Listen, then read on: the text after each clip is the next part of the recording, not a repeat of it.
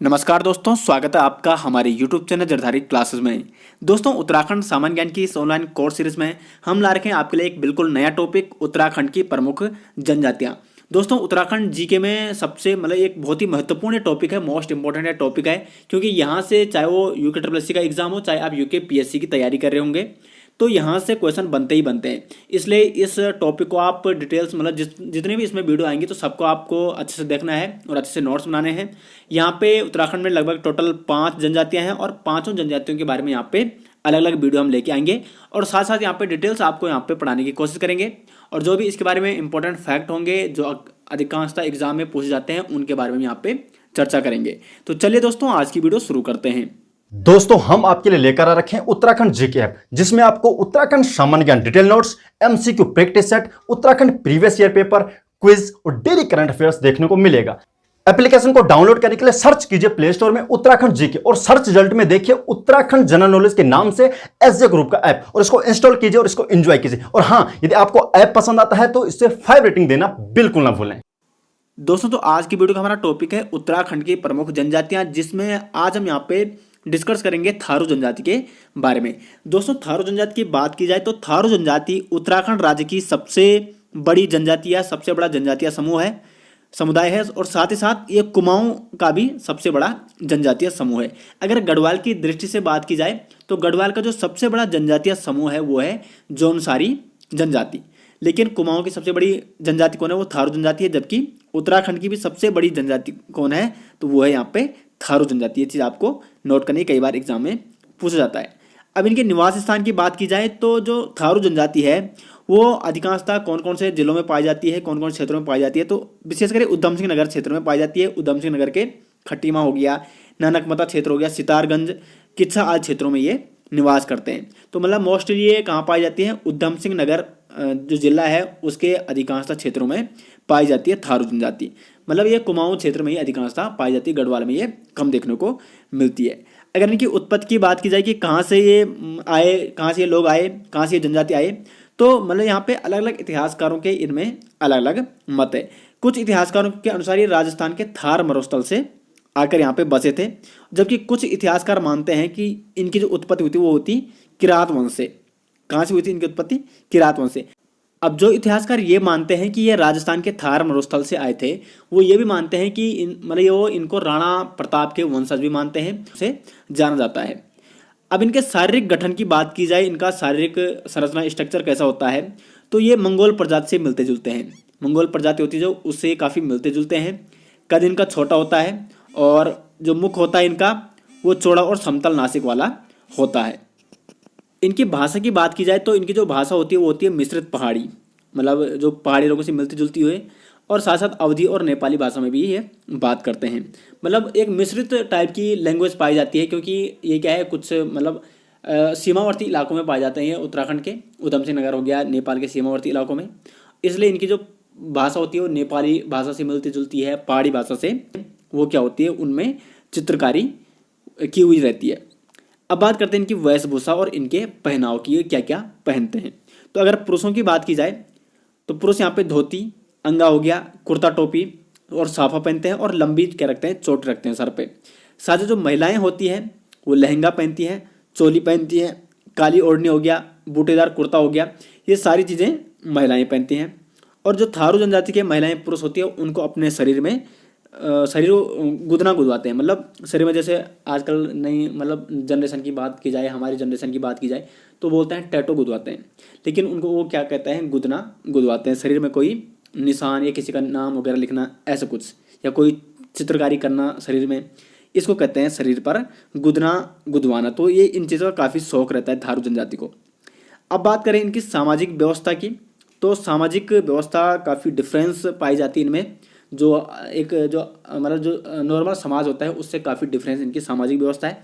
वैसे इसलिए इनको पिछड़ी जनजाति में माना जाता है, लेकिन वैसे अब सरकार ने इनके लिए जितनी भी जनजातियाँ उत्तराखंड में सबके लिए काफ़ी प्रयास कर रही है कि वो भी एक जो नॉर्मल विचारधारा के लोग होते हैं, नॉर्मल समाज के जो लोग होते हैं उनके साथ ये जुड़ सकें। काफ़ी प्रगति अब कर रहे हैं, लेकिन हम उनकी बात करते हैं जैसे ये पहले रहते, कैसे इनका पहला समाज था। तो इनमें मात्र सत्तात्मक संयुक्त व एकाकी परिवार प्रथा पाई जाती है। मात्र सत्तात्मक होता है, मतलब यहाँ पे जो परिवार का मुखिया होता है वो लेडीज को माना जाता है, यानी जो स्त्रियां होती इनके परिवार में स्त्रियों को उच्च स्थान प्राप्त होता है। साथ साथ संयुक्त और एकाकी परिवार, ठीक है, मतलब पूरा परिवार क्या होगा, संयुक्त रूप से रहता है। ऐसा नहीं कि मतलब जैसे आजकल देखा जाता है कि दो भाई आपस में जल्दी अलग हो जाते हैं, तो मतलब एक काफ़ी बड़ा परिवार इनमें पाया जाता है, बड़े परिवार में ये रहते हैं। उसके बाद थारू जनजाति में महिलाओं को पुरुषों की अपेक्षा उच्च स्थान प्राप्त है। जैसे मैंने अभी कहा कि इनमें क्या होता है, मात्र सत्तात्मक संयुक्त परिवार प्रथा पाई जाती है, इसलिए मतलब क्या है, महिलाओं को यहाँ पे उच्च स्थान प्राप्त है पुरुषों की अपेक्षा। और साथ साथ यहाँ पे यही माना जाता है कि मतलब रसोई घर होता है वहाँ पे पुरुषों को जाना अलाउड ही नहीं है, क्योंकि पुरुषों को कम दर्जा दिया गया है। यहाँ पे महिलाओं को उच्च स्थान प्राप्त है, इसलिए महिलाएं तो रसोई में जा सकती है, लेकिन पुरुषों का रसोई में जाना क्या है, अशुभ माना जाता है थारू जनजाति समुदाय में। यहाँ से आप देख सकते हो कि यहाँ पे महिलाओं को इस समुदाय में काफ़ी उच्च स्थान प्राप्त होगा। बाकी जो परिवार का मुखिया होता है वो घर का सबसे बड़ा व्यक्ति होता है। वैसे सबसे बड़ी जो महिला होगी वही परिवार के मुखिया होगी, लेकिन फिर पुरुष भी कभी कभी हो सकता है, लेकिन है यहाँ पे मात्र सत्तात्मक जो परिवार की सामाजिक व्यवस्था होती है मात्र सत्तात्मक होती है। उसके बाद यहाँ पे जो थारू जनजाति वो कई गोत्रों में यहाँ पे विभाजित है, जैसे बड़वायक हो गया, रावत हो गया, वृत्तियाँ हो गया, महतो, डहेत, इस टाइप के, मतलब ये 1 2 3 4 5 टाइप के इनमें गोत्र पाए जाते हैं। और जो इनमें से जो बड़वायक गोत्र है वो सबसे बड़ा उच्च माना जाता है। जैसे हमारे समाज में क्या होता है कि ब्राह्मण, क्षत्रिय, शूद्र, इनमें से जो ब्राह्मण होता है उनको सबसे उच्च माना जाता है। उसी प्रकार यहाँ पे इनका भी क्या होता है, गोत्र में जो बड़वायक गोत्र है उनको सबसे उच्च यहाँ पे माना जाता है थारू जनजाति में। अब बात करते हैं इनकी विवाह प्रथा की, तो विवाह प्रथा भी इनमें काफ़ी डिफरेंस देखने को मिलती है। अब यहाँ पे इनमें क्या होता है, पहले बदला विवाह प्रथा की एक प्रचलन था, बदला विवाह प्रथा प्रचलन। इसमें क्या होता, बदला का मतलब जैसे बहनों का आदान प्रदान होता है। एक घर के एक व्यक्ति ने दूसरे घर की लड़की से शादी कर दी, जबकि जो दूसरी लड़की का भाई है उसने मतलब जिस घर में वो आ गई शादी करके उस घर की लड़की से शादी कर दी। मतलब बहनों को आपस में क्या किया जाता, बदला जाता। एक बहन दूसरे घर चली गई तो दूसरे घर की बहन इस घर में आ गई, तो इसको कहते हैं बदला विवाह प्रथा। अब तो काफ़ी चेंज हो गया है, अब ऐसा अब जैसे हमारे समाज में होता है वैसे इनमें भी मतलब काफ़ी अब प्रोग्रेस इन्होंने कर दी है, काफ़ी आगे ये बढ़ चुके हैं। लेकिन इनमें पहले क्या पाया जाता, बदला विवाह प्रथा का प्रचलन था। बाकी इनमें थारू जनजाति में अब मुख्यतः 3 काठी विवाह प्रथा पाई जाती है। आपको नोट करना है, कई बार एग्जाम में डायरेक्ट पूछा जा सकता है कि 3 काठी विवाह प्रथा कौन से जनजातीय समुदाय में प्रचलित है, तो वो है थारू जनजाति समुदाय में क्या है, 3 काठी विवाह प्रथा पाई जाती है। अब इनमें क्या है, विवाह की कुछ प्रमुख रस्में इनकी निभाई जाती है। जैसे पक्की पौड़ी हो गया, पक्की पौड़ी का मतलब होता है जैसे विवाह तय करने की प्रथा। अब जैसे यहाँ पे होता है कि जब विवाह तय होता है तो उनके यहाँ विवाह तय को क्या कहते हैं, जब विवाह कंप्लीटली तय हो जाता है उसको कहते हैं पक्की पौड़ी। उसके बाद आता है दूसरी जो प्रथा है अपना पराया। जब विवाह से पहले सगाई की जो रस्म होती है जैसे हमारे समाज में, तो वैसे इनके समाज में भी होती है, तो उसको क्या कहते हैं, अपना पराया प्रथा कहते हैं, अपना पराया रस्म कहते हैं। उसके बाद जो तीसरी रस्म आती है वो आती है बात कट्ठी। जब विवाह की तिथि बिल्कुल निश्चित हो जाती है यानी बात पक्की होगी तो इसको ये कहते हैं बात कट्ठी रस्म। और जो चौथी रस्म है वो है गोना चाला रस्म।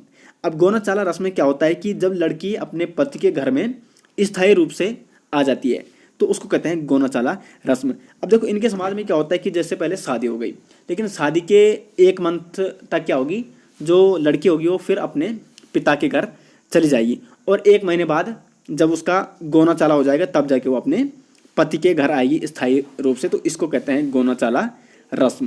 तो यहाँ पे आप समझ गए होंगे गोना चाला रस्म क्या है, कि जब लड़की क्या है अपने पति के घर, मतलब विवाह तो हो गया, उसके बाद वो 1 महीने अपने पिता के घर चली जाती है और उसके बाद 1 महीने बाद अपने पति के यहाँ आती है स्थायी रूप से रहने, तो इसको कहते हैं यहाँ पे गोना चाला रस्म। उसके साथ साथ इनके समाज में विधवा विवाह प्रथा भी पाई जाती है। सपोज किसी स्त्री का पति मर गया और वो विधवा हो गई, लेकिन उसको दूसरा विवाह करने की भी छूट रहती है कि ताकि उसकी जो लाइफ होती है उसकी ज़िंदगी खराब ना हो, अपनी ज़िंदगी आसानी से जी सके, तो इसको कहते हैं विधवा विवाह प्रथा। इनके समाज में ये प्रचलित है।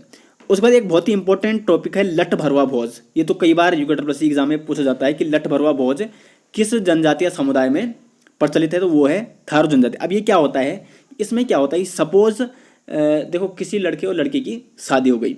अब शादी के बाद जैसे मैंने अभी कहा था, अभी आपको बताया था कि शादी के बाद थारू जनजाति में लड़की अपने पिता के यहाँ चली जाती है 1-2 माह के लिए, और उसके बाद उसका होता है गोना चाला रस्म, जब वो क्या होती है अपने पति के घर स्थायी रूप में रहने के लिए आती है। लेकिन अगर गोना चाला रस्म होने से पहले उसका पति यानी उसका जो पति होता है वो अगर मर जाए, उसकी डेथ हो जाए, यानी कि मतलब शादी हो गई, उसके तुरंत बाद वो अपने पिता के घर चली जाए, लेकिन उसी बीच उसकी पति की क्या हो जाती है, डेथ हो जाती है माना, तो लड़की का पिता लड़की का विवाह करा देता है दूसरे घर में और अपनी बिरादरी के लोगों को एक भोज कराता है। तो जो इस भोज को क्या कहा जाता है, जो ये भोज कराता है उसको कहते हैं लठ भरवा भोज। तो लठ भरवा भोज प्रथा का प्रचलन कहाँ है, तो वो है थारू जनजाति में। ये क्वेश्चन कई बार आ चुका है यूके के एग्जाम में। अब धर्म की बात करें तो अधिकांशतः जो थारू जनजाति के लोग हैं वो हिंदू धर्म को ही मानते हैं। साथ साथ इनके जो देवी देवताएं हैं वो कौन कौन से हैं, पछावन काली हो गया, नगरियाई देवी हो गया, भूमिया देवता हो गया जिसको भूमि देवता कहते हैं, कोरोदेव हो गया, रावत आदि इनके क्या हैं, देवी देवताओं की ये पूजा करते हैं और ये हिंदू धर्म को मानते हैं। त्योहारों की बात करें तो इनके जो प्रमुख त्योहार होते हैं जैसे हिंदू धर्म में होते हैं, होली हो गया, दशहरा हो गया, क्योंकि हिंदू धर्म को अधिकांशता मानते हैं, माँ की खिचड़ी हो गया, बजहर आदि, ये सारे इनके क्या हैं, त्योहार हैं। और दीपावली को ये शोक पर्व के रूप में मनाते हैं। बहुत ही मोस्ट इंपॉर्टेंट ये वाला टॉपिक भी, क्योंकि ये भी कई बार डायरेक्ट एग्जाम में पूछ जाता है कि दीपावली को शोक पर्व के रूप में कौन सी जनजाति समुदाय के लोग मनाते हैं, तो वो मनाते हैं थारू जनजाति के समुदाय के लोग दीपावली को शोक पर्व के रूप में मनाते हैं। होली की बात करें तो होली को ये फाल्गुन पूर्णिमा में 8 दिनों तक मनाया जाता है, जिसमें स्त्री पुरुष खिचड़ी नृत्य करते हैं। तो ये भी बन सकता है एग्जाम में कि होली के समय स्त्री पुरुष खिचड़ी नृत्य कौन से जनजाति समुदाय के लोग करते हैं, तो वो करते हैं थारू जनजाति के लोग। अब इनकी अर्थव्यवस्था की बात करें कि ये मतलब इनकी अर्थव्यवस्था कैसे चलती है, तो कृषि हो गया, पशुपालन हो गया, आखेट, इस चीज़ पे इनकी अर्थव्यवस्था क्या है, आधारित है। दोस्तों तो ये हो गए आज हमारा जो उत्तराखंड की प्रमुख जनजातियों का टॉपिक था थारू जनजाति, ये आज यहाँ पे कंप्लीट हो गया। उसके बाद जो नेक्स्ट जो जनजाति हम पढ़ाएंगे वो आपको जौनसारी जनजाति के बारे में यहाँ पे लेकर आएंगे। बहुत ही इंपॉर्टेंट है वो भी जनजाति, मतलब जनजाति की जितनी भी यहाँ पे वीडियोज आने वाली है टोटल 5 वीडियो आएगी और साथ साथ 2 इसके MCQ प्रैक्टिस सेट हम लेके आएंगे। तो सभी आपको अच्छे से देखने हैं और बहुत ही इंपॉर्टेंट ये होने वाले हैं और अच्छे से आपको नोट्स बनाने हैं। तो दोस्तों वीडियो पसंद आए तो वीडियो को लाइक अधिक से अधिक कीजिएगा, शेयर अधिक से अधिक कीजिएगा और कमेंट बॉक्स में अपनी राय जरूर दीजिएगा, क्योंकि आपके कमेंट से काफ़ी मोटिवेशन मिलता है और हम मतलब कोशिश करते हैं कि हम अच्छा सा अच्छा कंटेंट आपको यहाँ पे आपको देने की यहाँ पे कोशिश करें। तो जितने अधिक लाइक्स आते हैं, जितने अधिक कमेंट्स आते हैं, तो हमें अच्छा मोटिवेशन अंदर से मिलता है और फिर हम अधिक से अधिक कंटेंट यहाँ पे लाने की कोशिश करेंगे। तो इसके सारे नोट्स आपको हमारे उत्तराखंड GK ऐप में मिल जाएंगे। तो दोस्तों आशा करते हैं आपको वीडियो पसंद आई। वीडियो को लाइक और शेयर जरूर कीजिएगा और चैनल में पहली बार आते हो चैनल को सब्सक्राइब जरूर कीजिएगा। मिलते हैं नेक्स्ट के साथ, तब तक के लिए धन्यवाद।